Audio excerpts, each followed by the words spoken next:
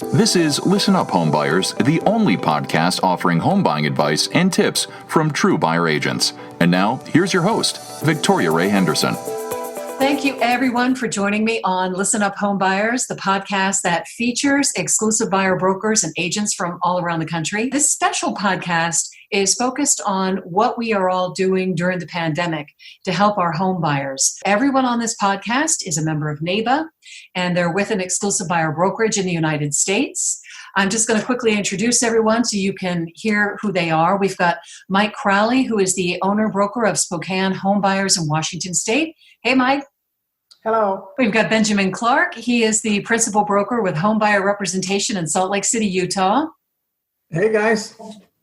We have Ramsey Corey with Help You Buy America, and they're based in Texas, and he is in Houston. Hey, Ramsey. Hey, how are you all? Good. Thanks for joining us. And Andy DeFelice, she is the broker of Exclusive Buyers Realty in Savannah, Georgia. Hi-ho. Margaret Levinson with Elica Associates in New York City. Rich Rosa, the co-founder of Buyers Brokers Only, and they serve Massachusetts, New Hampshire, and Rhode Island. Hey, everybody. Rich Hardy, who is the broker with Hardy Realty Group in Chicago. Hi, good afternoon. I'm Victoria Ray Henderson, an associate broker with Buyer's Edge. We're based in Bethesda, Maryland, Washington, D.C., and sometime after the pandemic, we will have an office in Northern Virginia. To kick off this, what are we doing during the pandemic? I was going to start with our friend to the west. Mike Crowley, what has been happening in your neck of the woods in Spokane? Spokane, Washington, I think as far as probably one of the biggest destinations in the United States right now. We have people moving in here from everywhere. Just in the last year, I've had people moving from Las Vegas, Phoenix, California, Missouri, Alaska, Vancouver, Washington. And they're writing offers on homes sight unseen, which is, I've done that historically, maybe once every 5-7 years.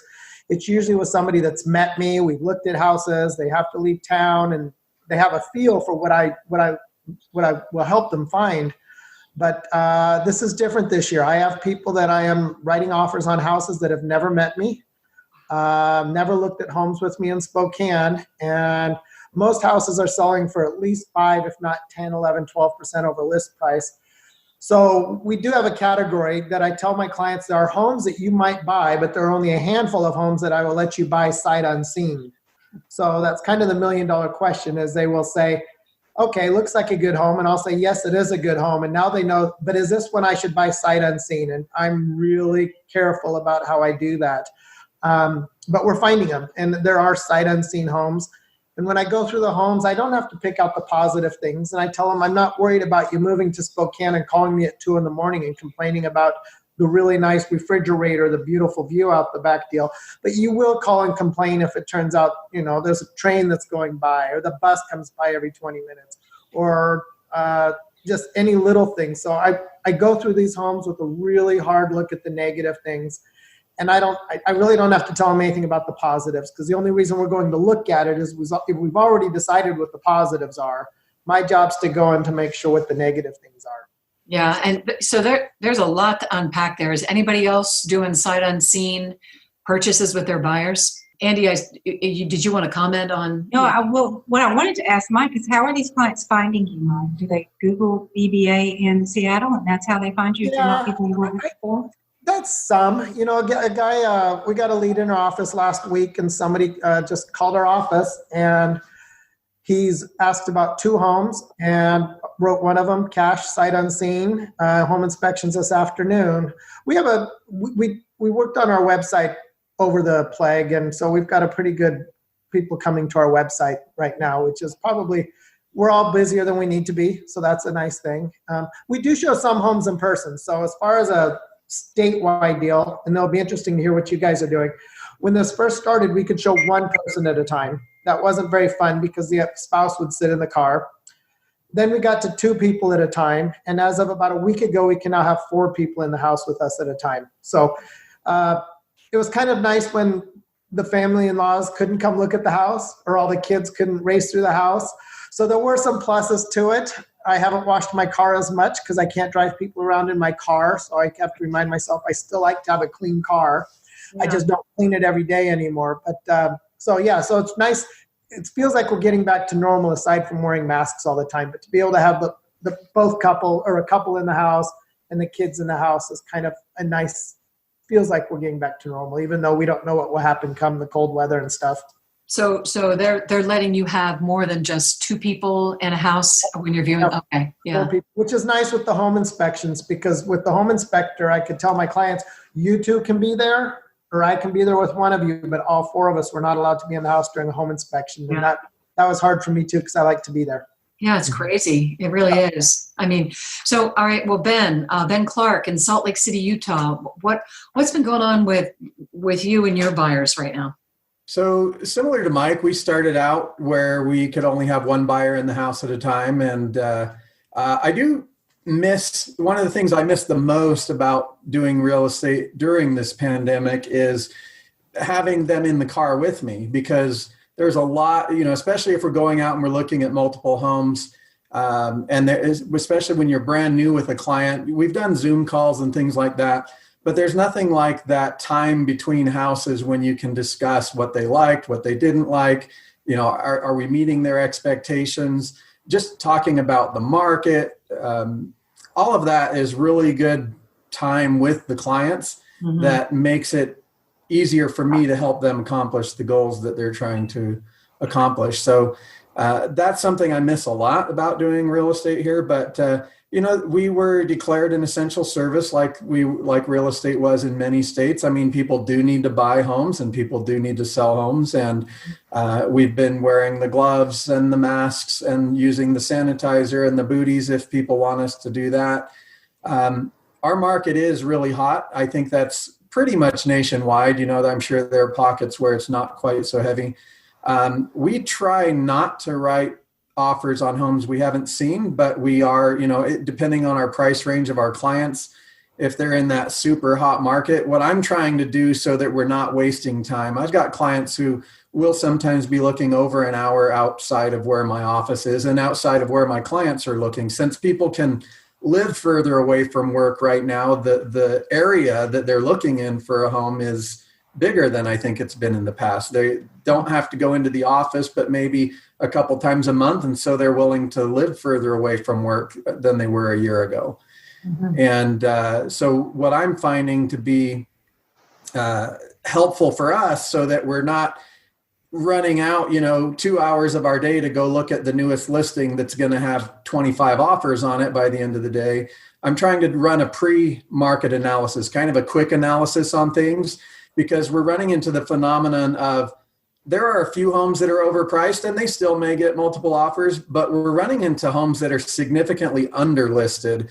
And my buyers get all excited. Hey, I can buy this home at, this price, when in reality, there's no chance it's going to fit in their price range. And so after a month or 2 of running around crazy, putting offers in and getting beat by sometimes 40, 50,000 because the listing agent listed them way too low. Right. I started doing that, and that's helped my clients and I save a lot of wasted time, and even having conversations with agents, when I do that quick analysis, I call them up and I say, do you know that you're priced at this range? Obviously we don't want to weaken our buyer's negotiating position, but sometimes they're just so out of whack. And I've even had listing agents tell me, yeah, I'm sorry, I work for a team and our strategy is to really underlist it and get 45 offers. Right.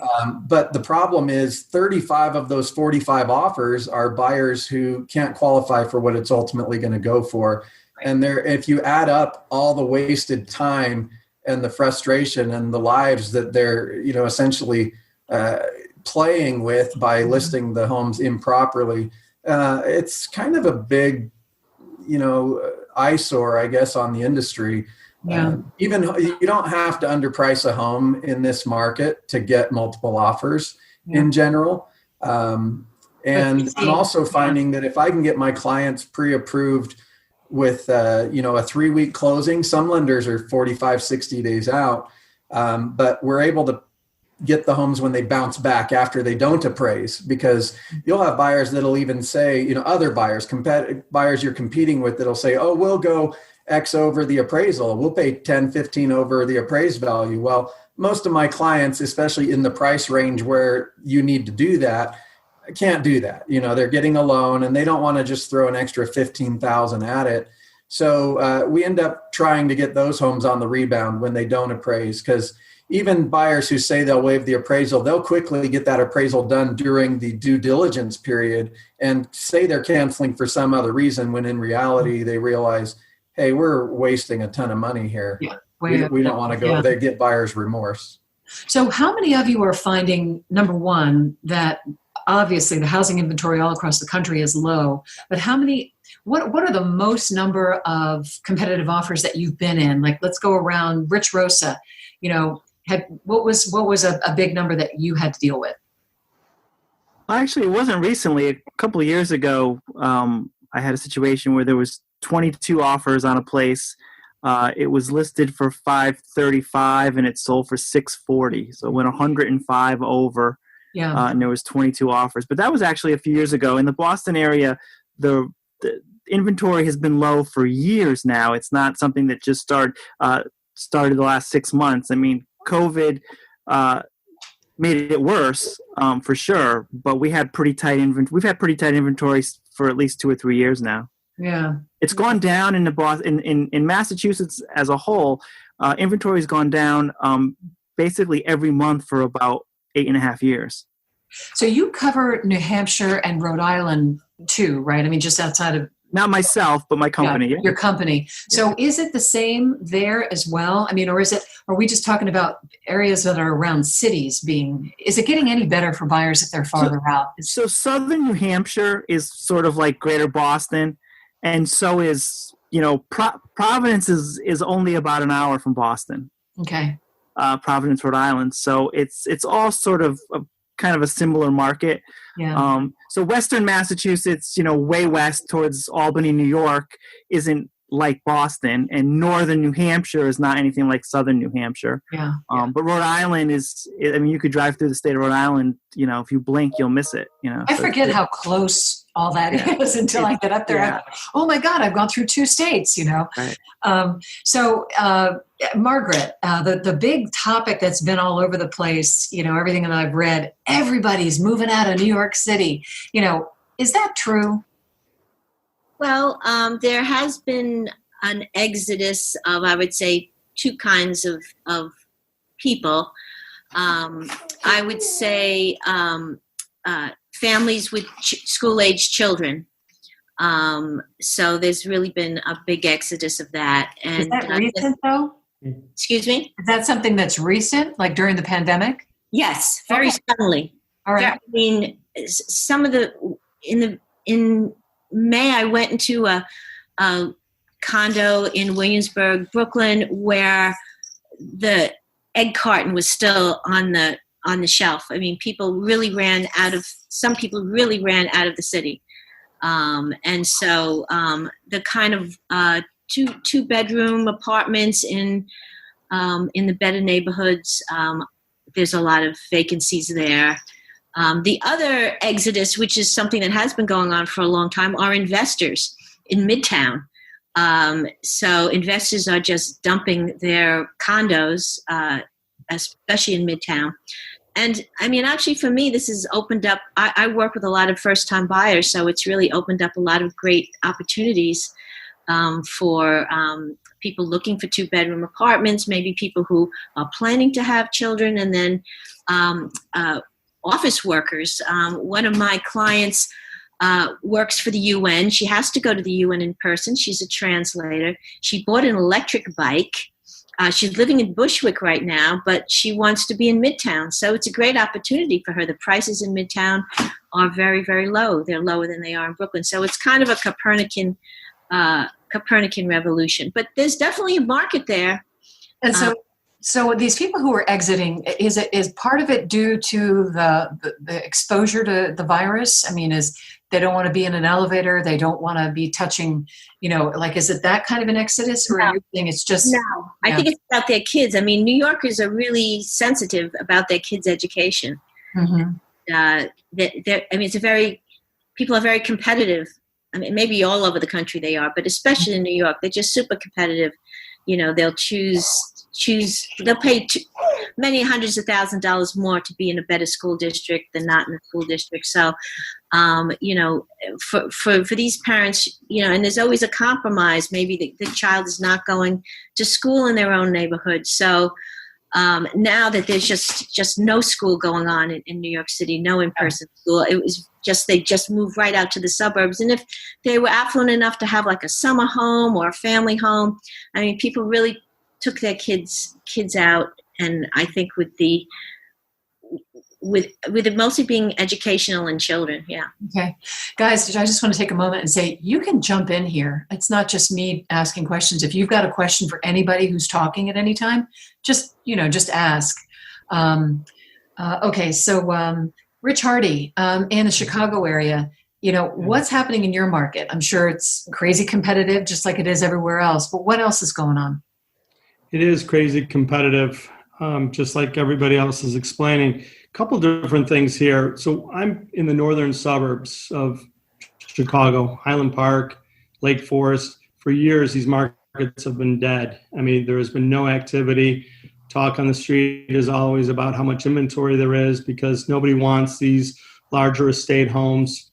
They want smaller empty nester properties. And with taxes being what they are in Illinois, new buyers are no longer coming out to some of the suburbs. And so when the pandemic first hit, I was very busy in the city with a lot of first-time home buyers.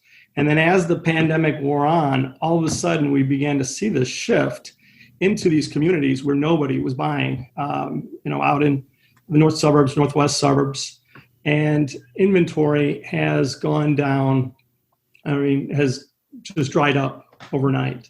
Mm-hmm. And what's interesting is, we're on the construction side of things as well. So as we're looking at homes, we're looking at condition, and our clients are looking at us to really give them an accurate report of what a home is really providing them in terms of long-term investment. And we passed on a lot of these homes for our clients because of maybe roofs that were cedar shake and they were going to need $50,000 worth of work in 3 to 5 years. And then now all of a sudden these homes that have sat on the market for years are gone. And we're kind of sitting back and wondering whether or not some of these buyers are really aware of exactly what they're getting themselves into a long-term investment.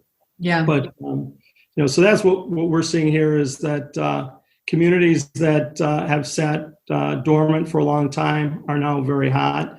In the city, there's some great opportunities because people are leaving very quickly for a variety of reasons, schools, the pandemic, just to get out into more open spaces.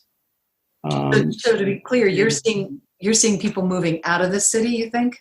Yeah, we're seeing people that might have made another move into the city, maybe from their first condo to another larger condo and then to the suburbs, are now skipping maybe that interim purchase and coming straight out.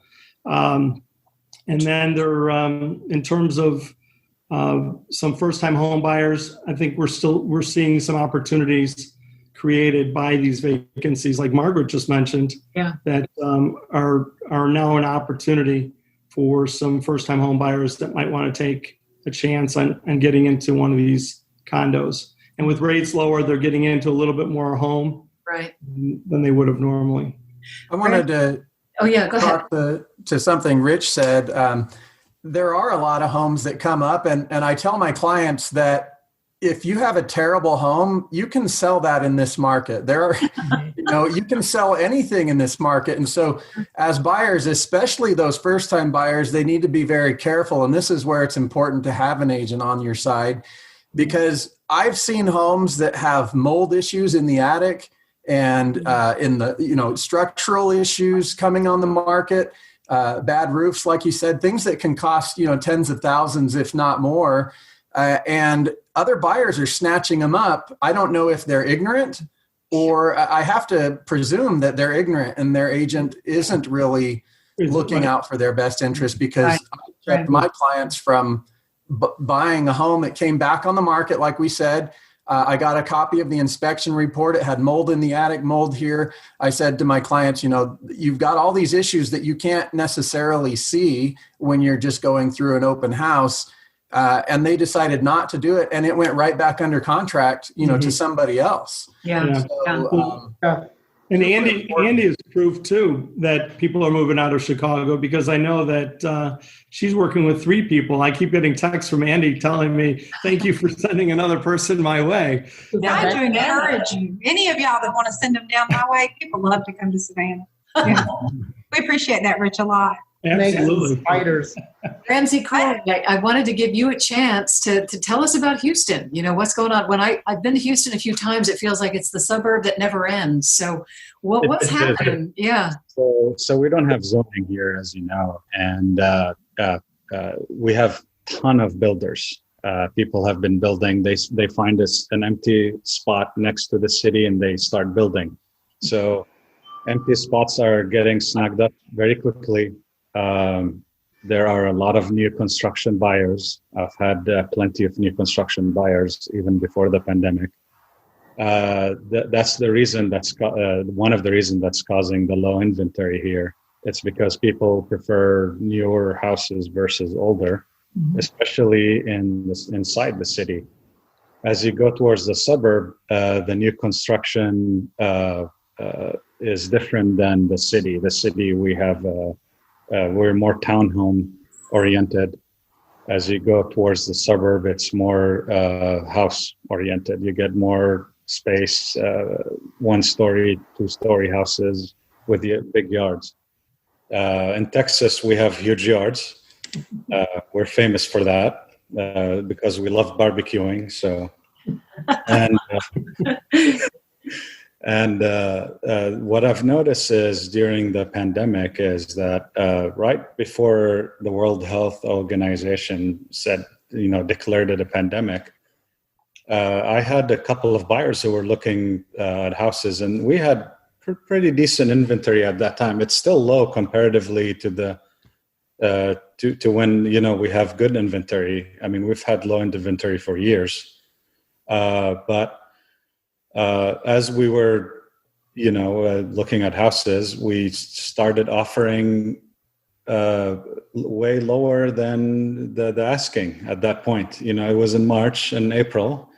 It was, I guess, people were panicking.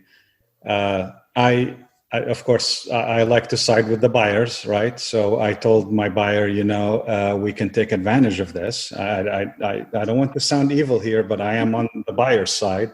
Mm-hmm. So what we did is we offered the lowest price we would think of. And believe it or not, I've had 2 clients I did that with 2 clients, and the seller took it. Love it. And the funny part, actually, it's not funny, but the market started to increase around May and June. That's when it started getting very hot here in Houston, where where there were multiple offers on one property, and that's where I actually lost some clients because we couldn't. The better option was to wait until the market calmed down. Mm-hmm. Because we did not want to overpay for a house, mm-hmm. Even if we don't want to go over appraisal, right? So, like my other colleague said, based on, we don't want to have appraisal issues, or come into a situation in that before. So I use my CMA beforehand. But sometimes the agents don't listen because there are people overbidding. Some people have cash. Yeah, we have a lot of people from New York and California come in with cash, mm-hmm. And they don't need an appraisal, so they don't need a lender. They don't need any of that. So they buy the house they like with the highest price. Yeah. So there's multiple situations that we've been in. Right now, it's slowing down a bit, but it's still very hot. Many sellers are asking over market. Luckily, it is slowing down. The winter in Houston is always slower than the summer. It's been going on for more than 10 years. Mm-hmm. So for my clients who got frustrated with the multiple offer scenario, I told them, we can try again in the winter. Mm-hmm.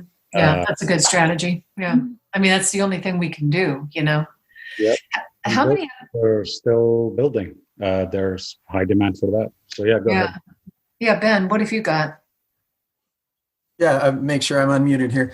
One of the things he talked about was new construction, and I've got 3 clients building new construction right now. Mm-hmm. And since we've gone under contract, they've already got 10, 20,000 in equity because the builders keep raising their prices. So if they're first in a subdivision or at the beginning of a subdivision, there's a great opportunity to get some equity. And again, super important, during that process instead of working with the builder's agent. And so I'm doing really well with them, and I'm representing them, and we're making sure that they're building them a quality home. One thing that you'll find in most markets where building is rampant, and that's the case here in Salt Lake, they can't build homes fast enough for the number of households being created here. But when building is going crazy, the quality of construction tends to go down. Right. And so it's even more important for them to have someone on their side. So when something goes wrong, which it inevitably will in a new construction project, that's just the nature of it, they have someone who they can openly talk to and who can take their side and say, no, you're not being picky by bringing that up. That's not right. We need to go make that builder make that right. Yeah. In the Washington, D.C. area, we cover this huge area, and we have a couple of clients buying new construction, one up toward Baltimore, one just outside of Washington, D.C. And inevitably, every time we have a home inspection, our inspector finds things, sometimes big things, things that are wrong with the HVAC or things that are wrong behind, like a pre-drywall inspection. And if you don't have that extra set of eyes and people on your side, that it would have just gotten caught up with, with everything else, and it would have been missed. But or the builder will tell them it's okay and it's not okay. And so if they're there just with the builder's agent, they don't know. We've helped a lot of clients with new construction. I was the general contractor on my own home. I know Rich Hardy does a lot of construction. He's been or is part of a construction business. So in Chicago, right? We know things that the typical person doesn't necessarily know if it's a problem or not. And if they're told by a builder that something's okay, and for the most part, people believe them. Yeah, and you hear all the stories after closing in new construction neighborhoods of all the stuff that went on to on the Facebook pages about the builder cutting a corner here and there. And then the buyers just don't know that they don't know those things are problems. Yeah, they don't know what they don't know. Rich Hardy, what do you want to share about that? Yeah, I think just trying to make sure that you're staying ahead of that pace of the frenzy so that you're able to provide that accurate information for your clients and making sure that they don't have any buyer's remorse after they've after all the dust settles, because you're moving at such a quick pace in this market that you really need to make sure that you're providing information at rapid speed so that you can keep your buyer in the right house, but once they close, that they're confident that they made the right decision. Yeah, I find that sometimes with your buyers, what you're doing is actually trying to manage their expectations, and you're trying to make sure that they don't get caught up in the frenzy of wanting to they might in the moment want to pay more for something and then again have that buyer's remorse. But a big part of it is that balance of protecting and also being competitive. So Rich Rosa, in the Boston area, what are you seeing when you're in that scenario where you're trying to be competitive, you want to protect your buyer? Well, I think along the lines of advising clients in this market, I think that one of the things that I've been telling clients for a few years now, because the market's been going up for a few years in the Boston area, and it's really the case now, is I explain to people that if you think you're going to have to move in 2 or 3 years, you probably shouldn't be buying a house, because this is not going to last forever. Markets don't just keep going up. They level off and they come down, and there's ups and downs. So I tell people, when people ask about, well, what do you think of the market? Should I buy a house? I simply say, look, if you think there's any chance you're going to have to move in 2 or 3 years because for personal reasons or for work reasons, then you probably shouldn't buy a house. If you could hang in there for 8 or 10 years, you'll probably ride out any sort of ups and downs that might come your way. So that's, I think, an important piece of it is just understanding that you're buying potentially at the top of the market. I mean, although I would have thought that the market would have calmed down in the Boston area a couple of years ago, it still hasn't, but eventually it will. And if you buy at the top and you've got to move in a couple of years, you may find yourself in a spot that you don't want to be in. So that's one of the pieces of advice I give people. I have been giving people over the last few years now is to be really careful if you think you're not going to be able to stay in the house for a while. Mike Crowley, what are you telling buyers in Spokane? The same thing. I basically say real estate is no longer a short-term investment. I think the downturn in 2007, 2008, those people that lost were all people that were in it for short-term investments, whether it be Florida, Arizona, Las Vegas, California. And I say, I'm not saying that you can't make money short-term, but if you're buying it for a short-term investment, be prepared to lose it as well.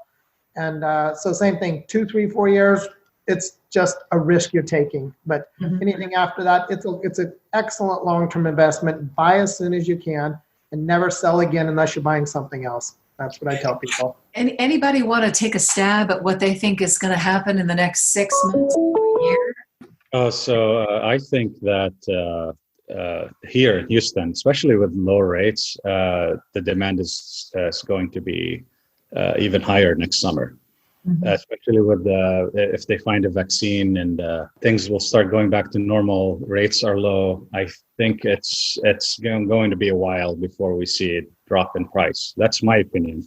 Okay. Andy, what's your thought? What's going to happen in Savannah? Well, we've been covered up. And what's funny to me is I'm getting so many clients organically looking for exclusive buyer representation. I love that. Consumers starting to realize what they need on the site. So our market has been for the last, we thought we were going to be dead when the pandemic hit, and we can't keep up. So we hired 2 new agents. So we've got coverage now, which is great. I don't see it slowing down even. From what I'm talking with other agents and just across the market, I think we're going to stay pretty steady at least through the end of the year. If the rates stay down, we've got a huge military presence in Savannah, and we've got a whole bunch of troops coming in February. So that's going to bring even more buyers into our market. And there's a push now to get them to invest in Savannah. Keep them. Okay. So I think we're going to stay strong. I hope we need to. Rich Rosa, what's happening in Boston, or what do you think is going to happen? I can't imagine the market's going to swing to a buyer's market anytime soon. I mean, like I said earlier, it's been about 8 years of inventory declines statewide.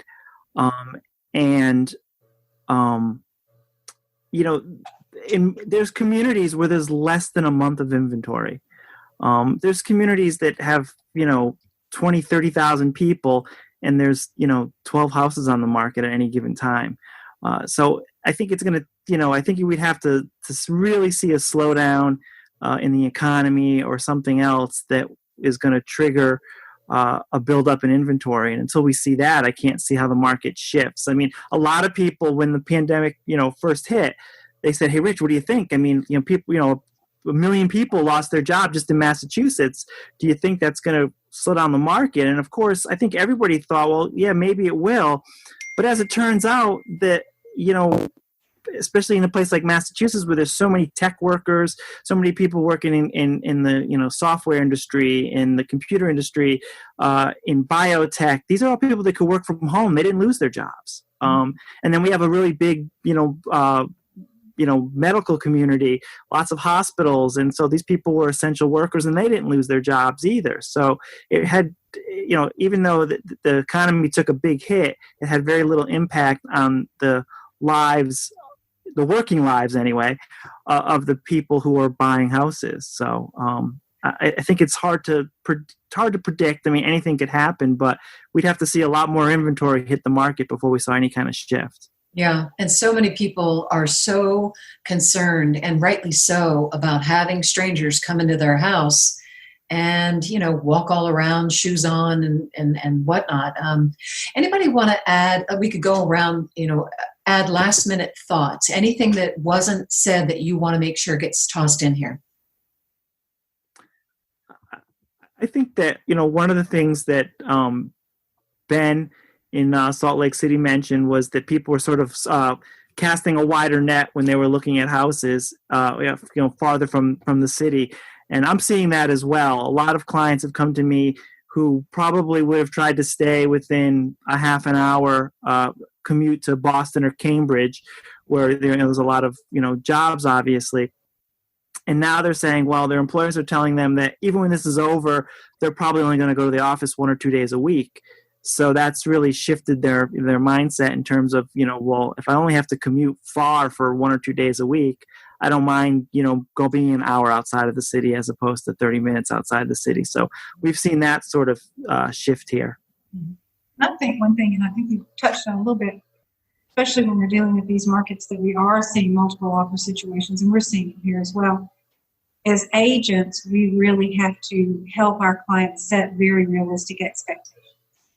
Nothing more disappointing than making the offer on the house of your dreams and it's not going to happen. I mean, I have conversations with my clients all the time. You have to have a way to walk away. You have to have that number in your mind where you can say, I did the best I can. It's not going to work at this number. I'm going to walk away. And funnily, that's enough, I've had 4 or 5 deals come back to me that we've lost because we weren't the best money-wise offer. Whatever they took fell apart, and the agents will call me back and say, are you guys still interested? And they've ended up with the house that they thought was the house of their dreams, and it actually is. So just talk and make realistic expectations with your clients so you're all on the same page and nobody's getting disappointed or frustrated. It's so important to make sure that your clients are choosing lenders who understand the timelines. We've had deals almost fall apart and one fall apart because somebody wanted that great rate that, this national, lender that we could never talk to on the phone could promise them. And that is one of the saddest things to see is everybody's on the same page except the lender. And that's why I frequently, obviously it's the buyer's choice, whatever they want to go with, whoever they want to choose for so many things, whether it's the home inspection, the lender, and all these things. But it's important for everybody to understand that those deadlines, the appraisal, the financing, when they're not met, you run the risk of being in default. Are you guys short of appraisers? I hear that appraisers are busy. We haven't heard we're short of them in DC. We are told if they can't close anything under 45 days here right now, but requires days. So being able to educate the sellers now, where before you were strong because you were coming in 30 days, and now you're still strong because you're coming in 45, and you're going to come in 45, rather than somebody who's promising 30 days. Mm-hmm. And that's the thing too with the online lenders. I literally had a client last month who had been approved all the way up until 2 days prior to closing, and then he wasn't approved because he was online. I put him with one of my lenders, and we closed within 9 days. But he had sold his home, had his truck packed with the wife and the dogs, and was moving to Savannah. Fortunately, the house we were buying was already vacant, and the seller was gracious enough to let him move in early, which I hate for all kind of reasons. But in that case, it worked out really well. But you've really got, and I have conversations with my buyers about the online lenders, and you've really got to look at the service that you get. And the fact that I can walk into the office of a lender and say, what is going on, holds a lot of weight to me. And it shows my buyer's strength as well. I like to be able to pick the phone up and know the guy I'm talking to and know where his office is. So there's a lot to be said for fish a little bit with the online stuff so you know what questions to ask. Come home to a lender that's local, that knows our market, knows our flood zones. I mean, Savannah's got some pretty intricate little areas that you've got to really know about. And lenders out in wherever don't understand that. That's a really good point. Rich Rosa next, and then Ben Clark. Go ahead, Rich. Yeah, I think 2 points about the lenders. One is it's not, the other issue is we talk about how these national lenders don't provide customer service. They don't provide, they don't meet deadlines. And I tell clients that, in a competitive offer situation, the listing agents know this too. And so if you're using national lender and your offers may be a little bit higher than someone who's using local lender, they may take the lower offer because they are scared that you're not going to really come through because you're using the national lender. And then someone said something, I think it was you, Victoria, about, trying to get the best interest rate. What I always remind clients is that if you're going to shop around for interest rates, you have to shop around on the same day. You can't call one on Monday, somebody else on Tuesday, and somebody else on Wednesday, because rates change every day. So they may think they're getting a better rate, but the lender they're with could probably provide that same rate. It's just that they talked to their lender who pre-approved them, a few days ago, and now they're talking to someone a few days later, and rates maybe dropped by 1/8 of a point. Mm-hmm. But what I find is most of the lenders are all offering the same rates. It's just that if you're not calling them on the same day, you're getting different quotes. So. Good point. Yeah, Ben? I think what I'm getting from this conversation, and I already know this, and you guys already know this, but as professionals, we know what's going on with lending. We know what's going on with appraising. We know what's going on the seller's side. We know what's going on the buyer's side. We know what's going on with inventory, appreciation, bids, negotiations, whether or not you can renegotiate, what to do if things appraise low.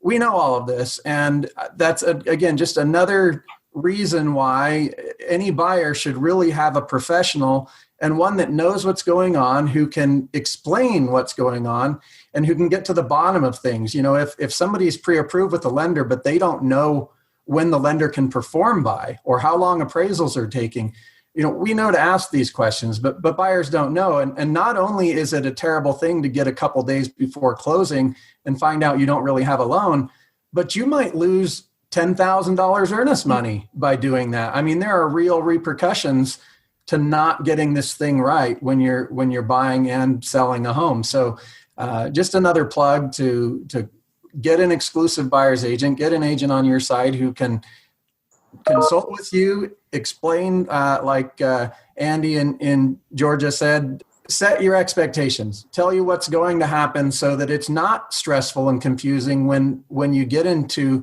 a home. Like I said, I do that pre-analysis. So we know, is this home going to have 45 offers, and is it going to end up at this price, or is it overpriced and we might have a shot to go in low? If you're just shooting, I've heard local agents say on an agent Facebook page where we kind of share some information, I've heard agents say that they just tell all their clients they need to pay $20,000 over. I think that's a terrible strategy. We might get homes, and a lot of buyers might get homes just overpaying by $20,000, but you don't always have to pay $20,000 over to get a home in this market. No. You can get homes. I've got a client right now that's about $14,000 under the asking price, and we happened to get it just because we came in at a time when there was a lull in the market. There are still random weekends where open houses don't do well, or you've got holiday weekends and there's just not quite as much competition. And sellers actually, just like Rich Rosa said, this isn't going to last forever. And when they know, because the agent's telling them you're going to get 20 offers within the first day, and they're 3 days in and they don't have any offers, all of a sudden they get spooked a little on their side, and it presents an opportunity for us sometimes to grab a really good deal. Yeah. Well, Ben Clark, I think you're going to get the last word here, because we could definitely talk a lot more about what we're doing during this pandemic, no doubt. And you guys, I'd love for you to join me again for the Listen Up Homebuyer Pandemic Podcast number 2, which will be coming up in a couple of months. But thank you, everybody. Thank you very much for joining us on Listen Up Homebuyers. Thank you. You guys are the best. Thank you, everyone. Bye. Victoria, good to see everybody. You've been listening to Listen Up Homebuyers, the only podcast offering home buying advice and tips from true buyer agents.